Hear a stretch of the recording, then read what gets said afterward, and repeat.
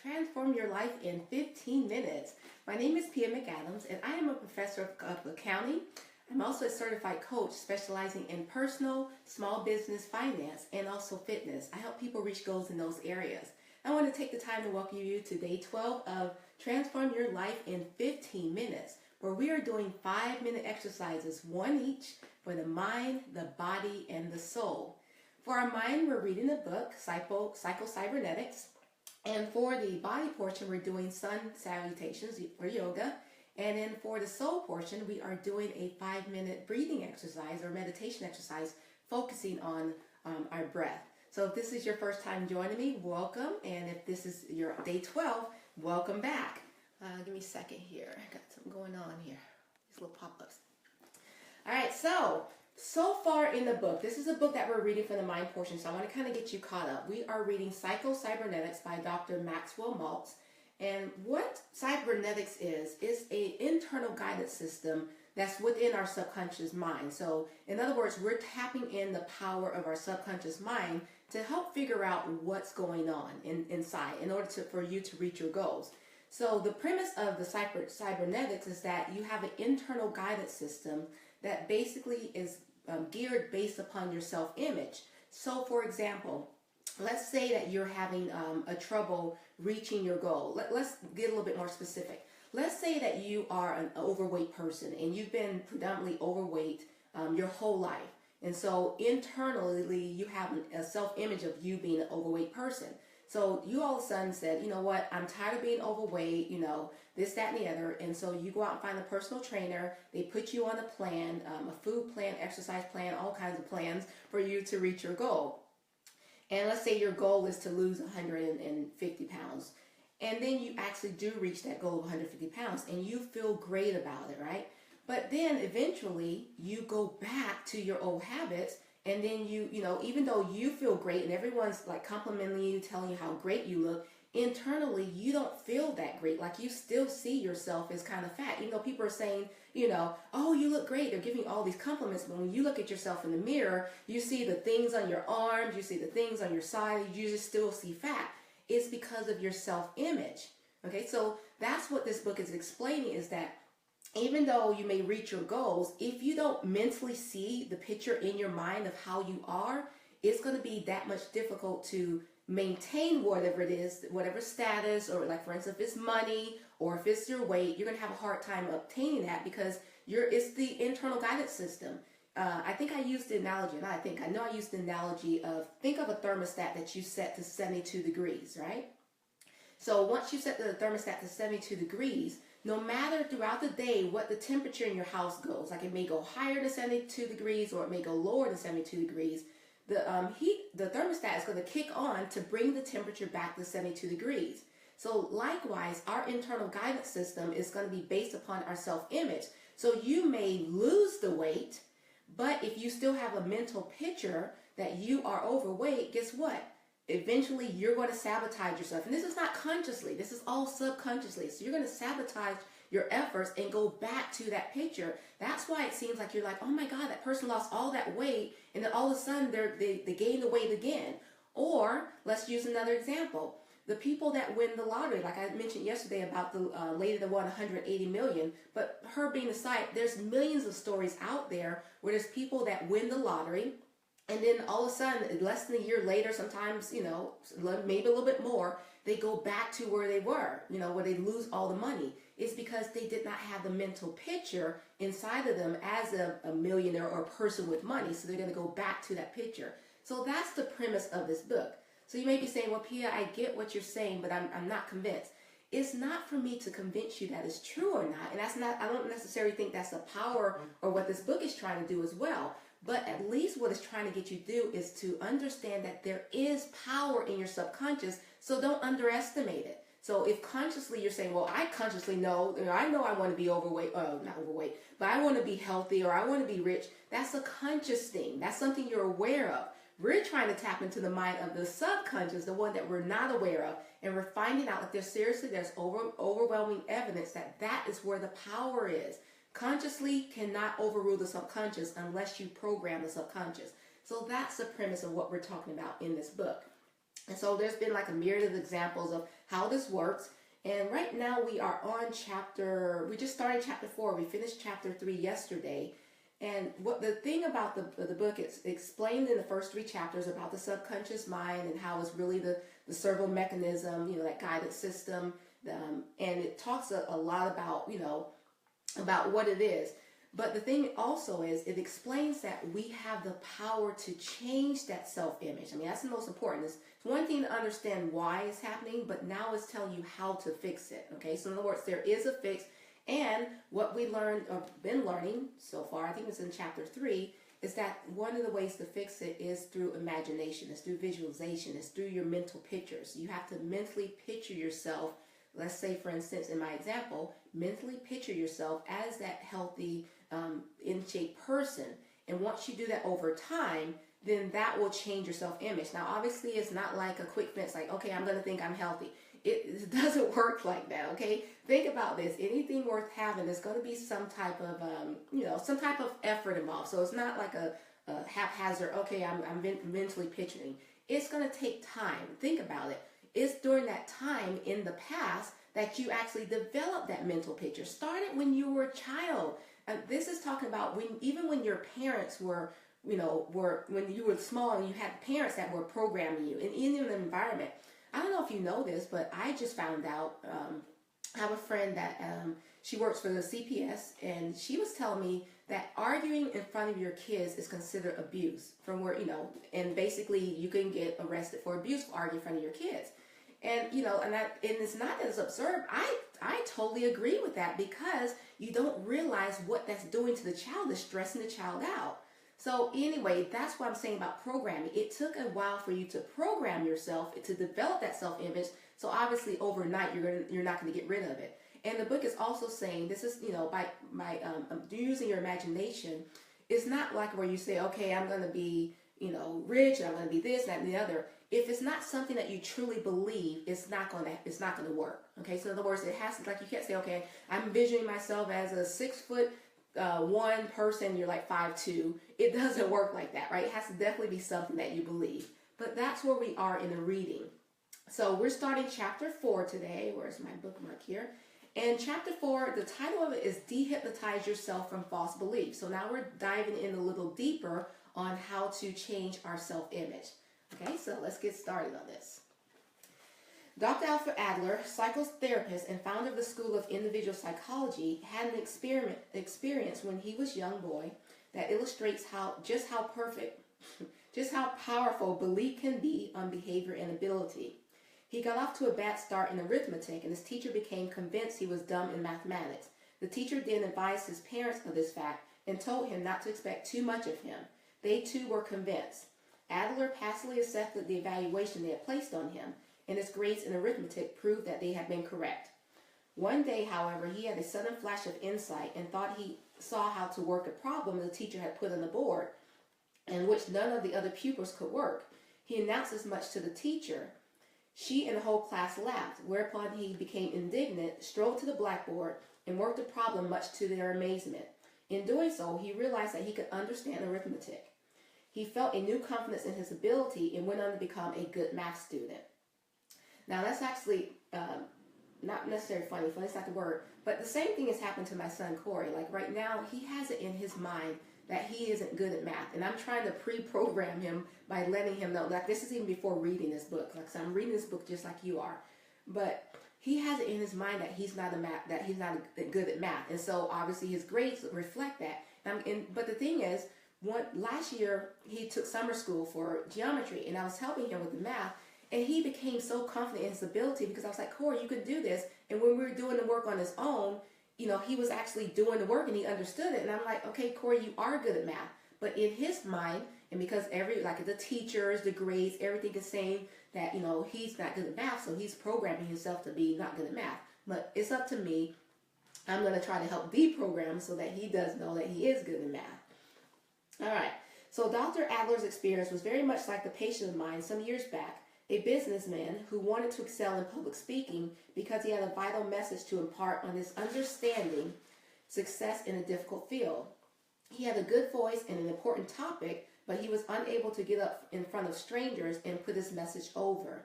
What held him back was his belief that he could not make a good talk and that he would fail to impress his audience simply because he did not have an imposing appearance and he did not look like a successful executive. This belief had burrowed so deep into him that it threw up a roadblock every time he stood up before a group of people and began to talk. He mistakenly concluded that if he could have an operation to improve his appearance, he would then gain the confidence that he needed. An operation might have done the trick and it might not. My experience with other patients have shown that physical change did not always guarantee personality change. The solution in this man's case was found when he became convinced that his negative belief was preventing him from delivering the vital information he had.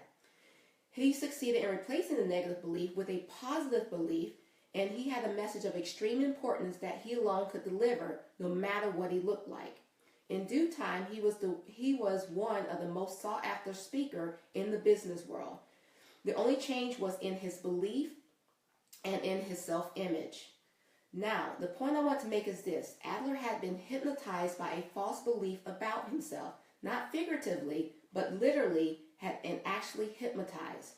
Remember that we said in the last chapter that the power of hypnosis is the power of belief. So this is what I was explaining about. It's not enough for you to just say, what you want to do. You actually have to believe it. We found that hypnotic subjects are able to do surprisingly things only when convinced that the hypnotist's words were true statements.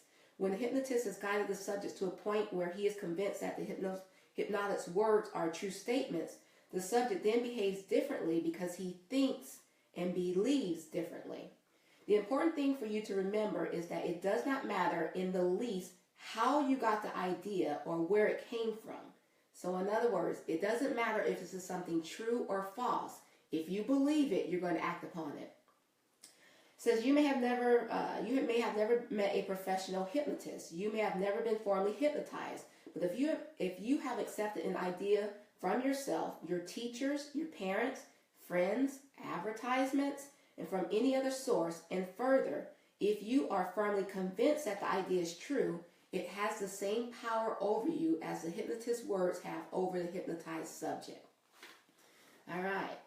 So, again, this information, even if you don't necessarily 100% believe what's going on, you have to have some type of spark in your brain that says, you know what, there's some truth to this, even to the point where we're talking about the subconscious mind.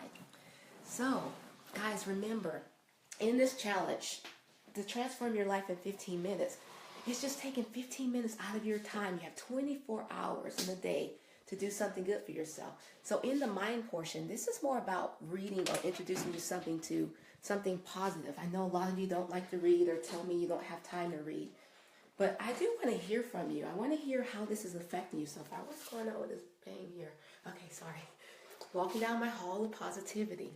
But as I was saying, I do want to hear from you. Like, how is this, how is this helping you as far as the transform your life in 15 minutes? And guys, I do really, really appreciate you sending me messages, my text messages and Facebook messages, but put messages in the comments so other people can see this as well, because it looks like, like it's like dead in the comment area. I want to hear from you, even if you're not watching it live. Okay, so now we're moving. Let me kind of get down in the camera here. So now we're moving on to the yoga portion where we're going to be doing the sun salutations. And then immediately following, we're going to go to the meditation. Okay.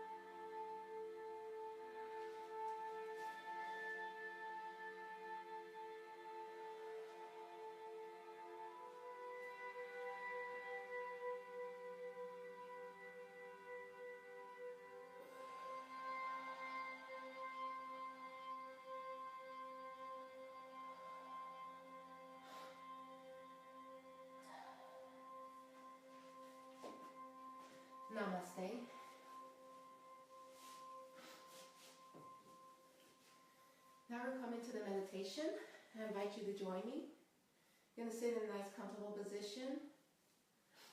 We're going to be using Ujjayi breath, which is full diaphragmatic breathing. As you inhale, your abdomen is going to protrude, your chest is going to rise, and as you exhale, everything is going to fall back down. You're going to be inhaling for a count of 1, exhaling for a count of 2. As the thoughts gently come into your mind, just gently push them away and focus on your breath.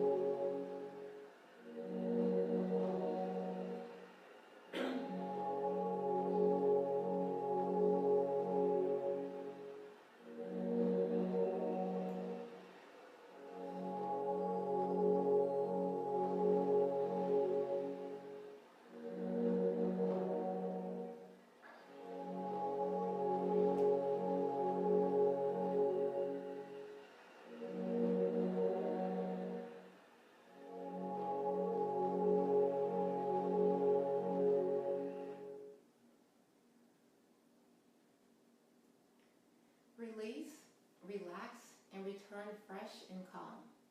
You've done something good for yourself today.